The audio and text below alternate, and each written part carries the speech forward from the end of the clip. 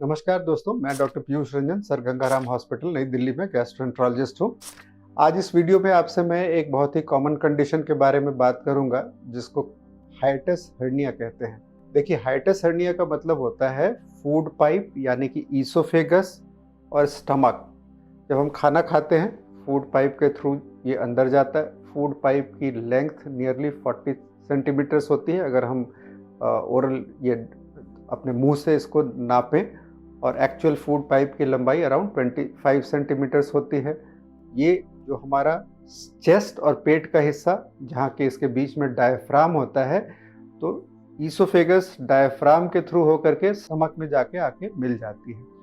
तो ये food pipe और स्टमक का जो जंक्शन होता है, जो डायफ्राम के पास होता है, डायफ्राम से हल्का सा नीचे होता है, इसको गैस्ट्रो ईसोफेजियल जंक्शन कहते हैं। गैस्ट्रो यानी कि स्टमक, ईसोफेजियल यानी कि फूड पाइप। तो स्टमक में चूंकि एसिड सिक्रीशन होता है, स्टमक की लाइनिंग जो इंटरनल जिसको म्यूकोजा कहते हैं ये बिल्कुल अलग होती है, इसको कॉलमनर म्यूकोजा कहते हैं। और फूड पाइप की लाइनिंग हमारी स्क्वामस एपिथेलियम होती है, इसकी लाइनिंग इससे बिल्कुल अलग है क्योंकि दोनों के फंक्शंस अलग अलग हैं। तो जब हम एंडोस्कोपी के जरिए इस चीज़ को देखते हैं तो कलर का चेंज दिखता है, और ऑब्वियसली जो दूसरे लैंडमार्क्स हैं उसके जरिए आप बताते हैं। तो ये फूड पाइप और स्टमक के बीच का गैप यदि लैक्स हो, लूज हो जाए, तो इस चीज़ को हाइटस हर्निया कहते हैं। हाइटस हर्निया एक बहुत ही कॉमन एंडोस्कोपिक फाइंडिंग है, और कई सारे लोग जब ये एंडोस्कोपी के बाद हाइटस हर्निया लिखा हो तो बहुत ज़्यादा परेशान हो जाते हैं कि अब हम इसका क्या करें, हाइटस हर्निया कैसे ठीक हो सकता है। देखिए, हाइटस हर्निया अलग अलग ग्रेड्स का होता है, इसकी सीवियरिटी अलग होती है, इसकी मैनिफेस्टेशंस अलग होते हैं।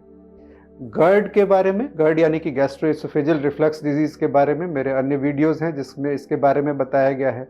जिन लोगों का हाइटस हर्निया बड़ा हो, मतलब हाइटस हर्निया यानी कि ये जो लोअर इसोफेजियल स्फिंक्टर होता है, खाने की नली के नीचे के हिस्से की मांसपेशियों जो एक तरह से फूड पाइप में स्टमक से एसिड को आने से रोकती हैं, वो चीज़ अगर लैक्स हो गई, लूज हो गई, तो ये एसिड रिफ्लक्स ऊपर होता है। हाइटस हर्निया अगर हो तो एसिड रिफ्लक्स की संभावना काफ़ी ज़्यादा बढ़ जाती है। जिन लोगों को हाइटस हर्निया काफ़ी बड़ा हो, बहुत ज़्यादा बर्निंग, और जो सबसे वरीसम सिम्टम होता है कि अगर आप रात को सो रहे हो, खाना बिल्कुल मुंह में आ जा रहा हो, नाक के ज़रिए निकल रहा हो, और बिल्कुल आप रात में खांसी करते हुए उठ रहे हो, अगर हाइटस हर्निया बहुत बड़ा है तो इसको बिना सर्जरी के ठीक नहीं किया जा सकता है। इसके लिए इलाज फिर ऑपरेशन होता है। लेकिन छोटा हाइटस हर्निया जो होता है एक बहुत ही कॉमन एंडोस्कोपिक फाइंडिंग होती है, और इसके लिए आपको बहुत ज़्यादा चिंता करने की ज़रूरत नहीं है, और आप इसको ख़त्म नहीं कर सकते हैं, बट डाइटरी और लाइफस्टाइल कंट्रोल से इसके मैनिफेस्टेशंस को कम कर सकते हैं। लाइफस्टाइल मेजर्स यानी कि एक बार में ज़रूरत से ज़्यादा ना खाएं जिससे खाना ऊपर आने की संभावना कम हो, खाते ही बहुत सारा लिक्विड्स ना लें जिससे कि भी रिफ्लक्स कम हो जाता है, खाते ही तुरंत लेटे ना, सोए ना, इससे भी एसिड रिफ्लक्स की संभावना कम हो जाती है, और प्रॉपरली दवाइयाँ लें अगर ज़रूरत होती है एसिड रिफ्लक्स को कम करने के लिए। स्टमक से एसिड कम करने की जो दवाइयाँ पैंटोप्राजोल, रैबिप्राजोल, इनको पीपीआईज कहते हैं, ये ले सकते हैं।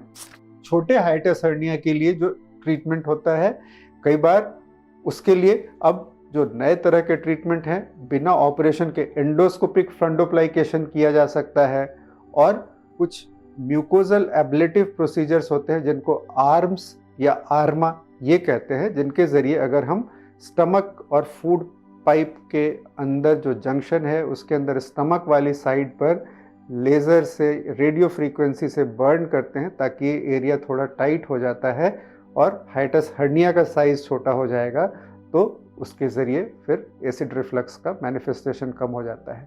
तो संक्षेप में कहने का मतलब यह है कि हाइटस हर्निया एक तरह की बनावट है। एंडोस्कोपी से ये दिखता है कि कितना बड़ा है। हाइटस हर्निया को देखने के जो दूसरे तरीके होते हैं, बेरियम स्वालो यानी कि दवा पिला करके किया जाने वाला एक्सरे, उसके ज़रिए ये दिखेगा कि ये डिफेक्ट कितना बड़ा है। और ईसोफेजियल मैनोमेट्री, ये फूड पाइप की मस्कुलेचर मांसपेशियों को स्टडी करने की एक तरीका होता है जिसके ज़रिए हम ईसोफेजो-गैस्ट्रिक जंक्शन को स्टडी कर सकते हैं और फिजियोलॉजिकली यानी कि फंक्शन वाइज हाइटस हर्निया को डिटरमिन करने का ये तरीका होता है। हाइटस हर्निया अपने आप में स्टैंड अलोन डिजीज नहीं होती है। जब उसके सिम्टम्स GERD के फॉर्म में हो रहे हो, बैरेट्स ईसोफेगस, इसके बारे में भी मेरा एक अन्य वीडियो है जिसमें फूड पाइप की लाइनिंग जो मैंने पहले जिक्र किया था कि वो स्क्वामस की जगह कॉलमनर हो जाएगी, स्टमक की तरह हो जाएगी, तो उसमें कैंसर का खतरा होता है। यानी कि अगर ट्रबलसम GERD हो, बैरेट्स हो, फूड पाइप में स्ट्रिक्चर हो, ये कॉम्प्लिकेशंस हो रही हो, तो बड़ा हाइटस हर्निया, इसके लिए ऑपरेशन के बारे में सोच सकते हैं। छोटे हाइटस हर्निया से अगर ट्रबलसम कॉम्प्लिकेशन जो कि दवाइयों से और लाइफस्टाइल चेंजेस से नहीं ठीक हो रहा हो तो उसको एंडोस्कोपिक प्रोसीजर से कर सकते हैं। और छोटे हाइटस हर्निया के लिए कुछ भी करने की ज़रूरत नहीं होती है। हाइटस हर्निया को प्रिवेंट करने का तरीका, मोटापे को कम करना। सेंट्रल ओबेसिटी हाइटस हर्निया को बढ़ाती है। बहुत ज़्यादा तंग टाइट कपड़े ना पहनना, झुक करके काम करना, कुछ पर्टिकुलर एक्सरसाइजेज होते हैं जिसके ज़रिए ये बढ़ जाते हैं।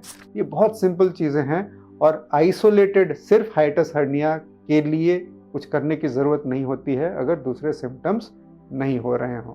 इस वीडियो में दी गई जानकारी अगर आपको अच्छी लगी तो अपने फैमिली मेम्बर्स और फ्रेंड्स से शेयर करें। धन्यवाद।